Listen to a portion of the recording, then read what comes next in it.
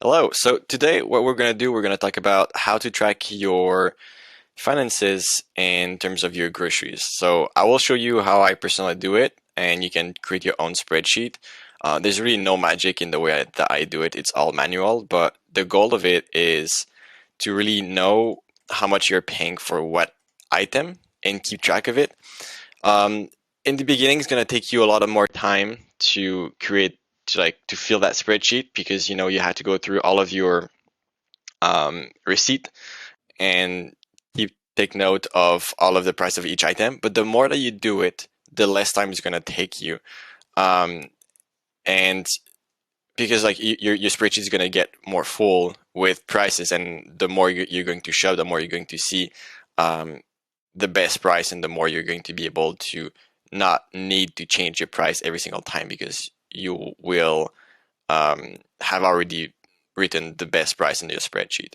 Um, so the reason why I decided to do this spreadsheet that I'll show you after is really because I come from a marketing background. I know all of bit of the kind of gimmick game of marketing. So I wanted to know and make sure that I was paying the best price for the same item. I'm not sure of where you're located when you're watching this video, but for where I was based in Montreal, in Canada. And you have to think that we import most things because of winter. And an apple is an apple. So an apple, the way that groceries work here is, um, I mean, when I was in Canada, is that you will have an item that will in groceries that will be, it's probably like that worldwide, but you have flyers, and an apple today could cost, let's say, $2, while an apple tomorrow on sale would cost 99 cents, but it's the same apple down the road. It's just because my understanding of how grocery works is that they negotiate prices and deals with the distributors, and they are able to get better prices, and they make promotion out of it, and those promotions are planned months ahead. So to me, it just doesn't make sense that from one week to another one you have, or from one day to another one you have different prices for for the same item. I can get the seasonal aspect, that would make sense, but you have to think that season doesn't change from one day to another one. So that's mainly the reason why I started this. You can feel free to comment in to put it in the comments, like your disagreement with me or your agreement with me. I actually love to to hear from what you have to say. But yeah, let me show you just the spreadsheet right now, and you'll see how that goes. So that's the spreadsheet. I pretty much put it in different categories, and so yeah, it's fruits, vegetables, proteins, flour and carbs, cans, liquids, sauce, spices, miscellaneous, and calculator. Calculator is just to really know, okay, I pay this amount of dollars for X amount of pound or etc., and then you want to convert that in. So you want to convert in different quantities, so you're able to calculate easily. So the way that the spreadsheet is built, there's one, two, three, four, five, six, seven. There's 7 columns. You can add an 8th column if you want to have like a comparison in another currency. So for example, for me, I am originally from Quebec, which is a French province in Canada, and I recently moved to Europe, so in Portugal. So now I wanted to know, like, I wanted to have a comparison of in terms of price of, okay, what is the price I was paying in Canada? What would be the equivalent in euros? For sure, like it's different countries, different currencies, different cost of life, cost of living. So things are a bit different. So you cannot compare like prices like this, but at least it gives you an idea of how much you should pay for this item, for example. And also you have to think that, for example, here in Europe now, um, prices are in kilograms, so they're not in pounds. So for example, this item that would be sold in Canada at 79 cents per pound, is it would be the equivalent of it, it would be $174 for a kilogram. So I would have to convert actually, let's say 174. That would be actually 129 euros for like for this price, because it's a different um, way of different unit of how it's calculated in terms of pounds, in terms of weight. Sorry. um, so yeah, so you have here, for example, the item in the item column. You want to add all of your items. So you have like, for example, for me, the way I do it is I write the name of the item, and then I write in parentheses the specification of it. So for example, I have apple. So apple, apple, apple. But then there's different type of apples. There's the red apples, there's Macintosh apple, the Granny Smith apple, sunrise apples, and then there's like just whatever apple it is. So that's the way I do it. And then here, for example, fruits mix, that's frozen. Berries mix, that's frozen. For example, here, oops, you'll see like, for example, the dates. Dates, one of my favorite dried fruit. I'm not. Don't get me started on dates. So it's so good. But yeah, so dates. Basically, you have like different types. You have the fresh medjool, you have the fresh red, fresh yellow, and then these are like fresh ones. These are, you can find them in more like specialty stores. Most of the time they are in the fruit section, because they're fresh. They are like a proper fruit. They're not dried. You have to let them mature. Then you have for them to become good. Otherwise, you have like this little like kind of really drying your. It's like it dries your mouth for the first bite, a bit like an unripe banana. And then here you have the dates again: medjool, deglenor, branch deglenor. What I mean by branch is that they are deglenor, but they're still on the branch. They're dry, but like on the branch. And then there's date paste. Then there's date, but in a sealed. Then there's fresh Mazafati. Actually, I'm thinking that, yeah, here I'm realizing that now in fresh, for example, fresh medjool and fresh Mazafati, those are like dried, but like they're really really soft. While those two, like the red and yellow, you can find them in store like as a proper fruit. My bad for that. And then here dates pitted, and then there's two different here because it was two different quantities here. For example, here one of them was in Costco, was like in big quantities, like 2 kilograms, but this one was in bulk because it's in the store that is just for like for in bulk. So you pick the quantity that you want. So that these were two different types. That's why I have like two different here, for example, and that both are pitted. And yeah, same thing for grapes. So you get the gist, right? And then so here in the column price, you write the price. So if it's let's say I don't know, like 79 cents, and then you write in the column quantity. Is that 79 cents for one, or 79 cents per pound, 79 cents per kilogram? So that's why there's here in quantity you have slash pound per pound, or one if it's one. So for example here, I mean actually those two would be a good example. So here you have like one bucket. So it's not for one apple, it's for one bucket of apple. And then so you know that next time you'll know that for okay, so for one bucket of apple, it will be $4.99. But then you'll see here for one apple that would weigh 1 pound, for example, if that's something, you would pay 79 cents. But then you would also see here that for, let's say, bags of apples that are like predefined enclosed bag of apples are 4 pounds, it's 184 for 4 pounds. So then that leads me to other columns. You're able to see what is the store that you had that deal.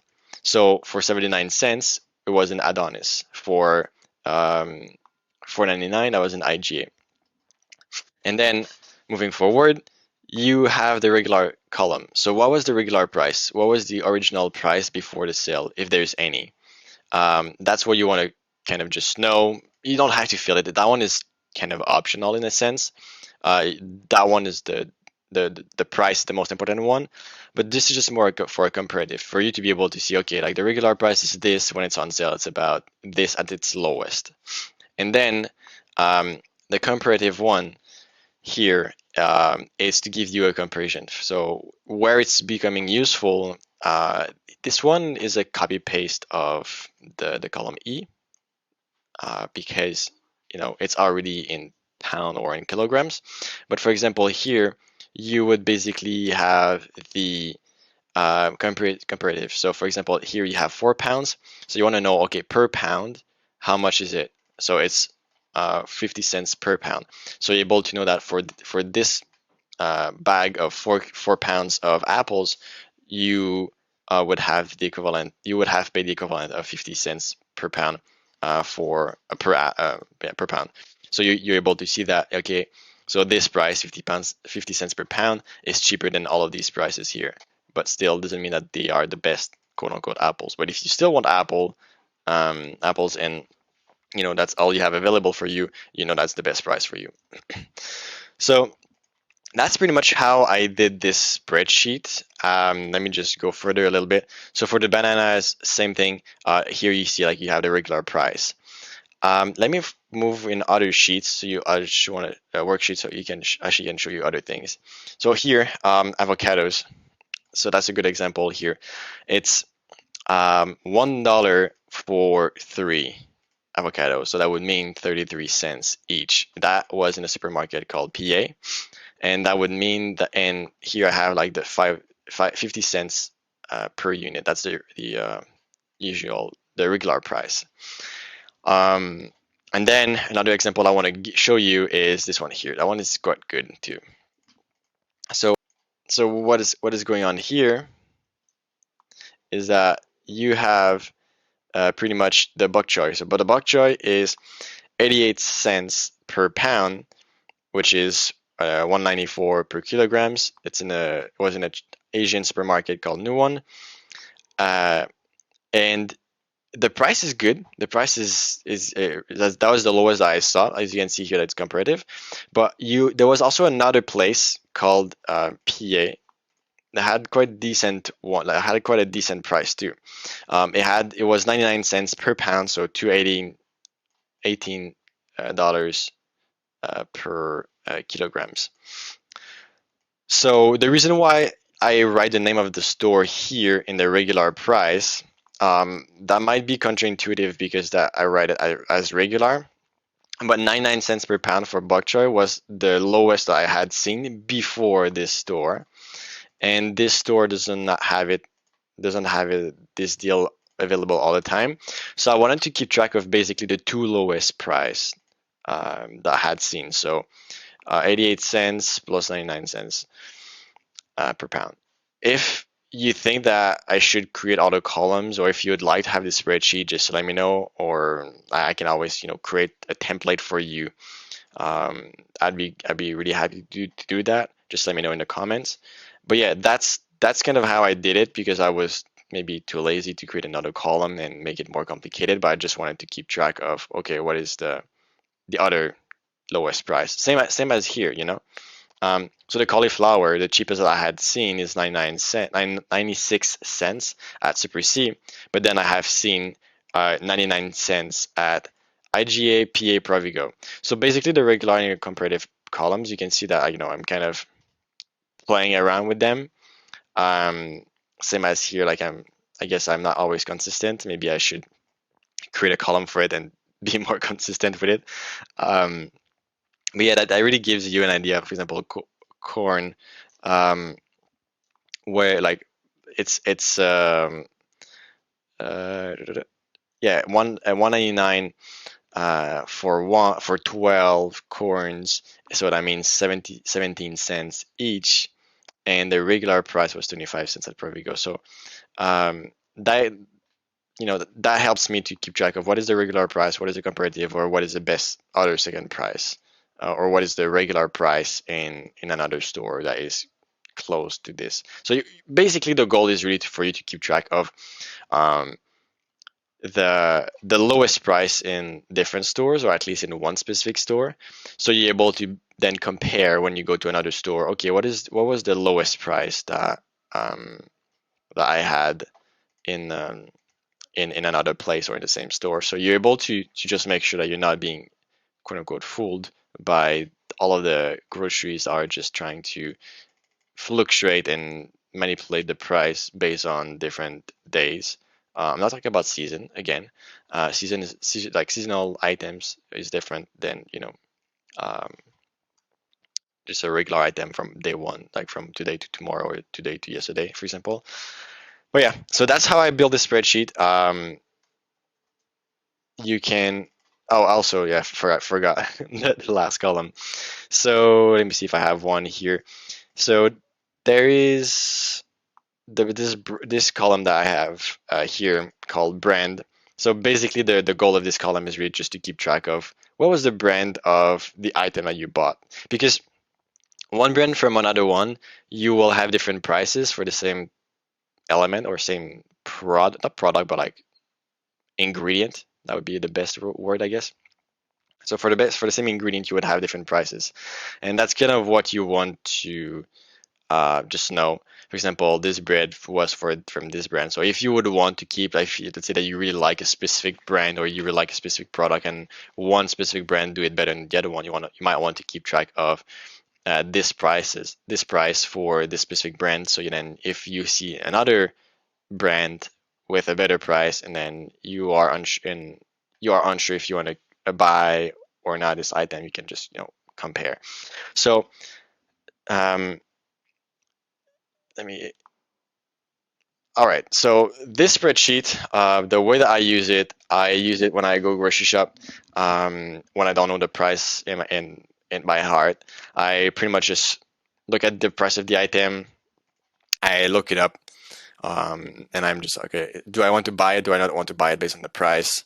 And the you can do that also before going to the grocery. You can plan your grocery list and look at the price and the flyer, and then compare it with the spreadsheet, and just make sure that you have the best price down the road before going to the grocery store, or you can do it also in the grocery store.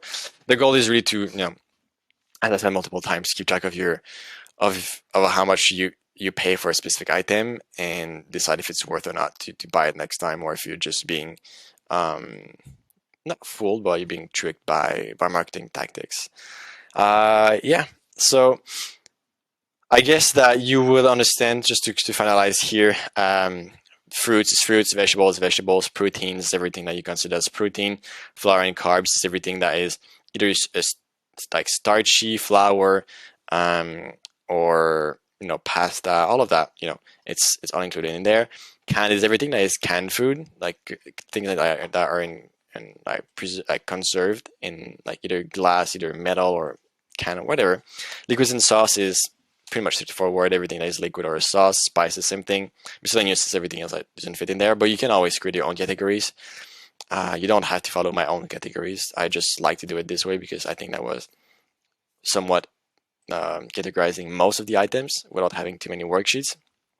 And yeah, so if you have any questions, feel free to comment below in this video, and feel free to just let me know what you think. If you think that would be useful for you, if you'd like to have a template done for you, I can always do that for you. Just let me know what you think, and I would be happy to answer all of your questions and help you out. Take care. Bye.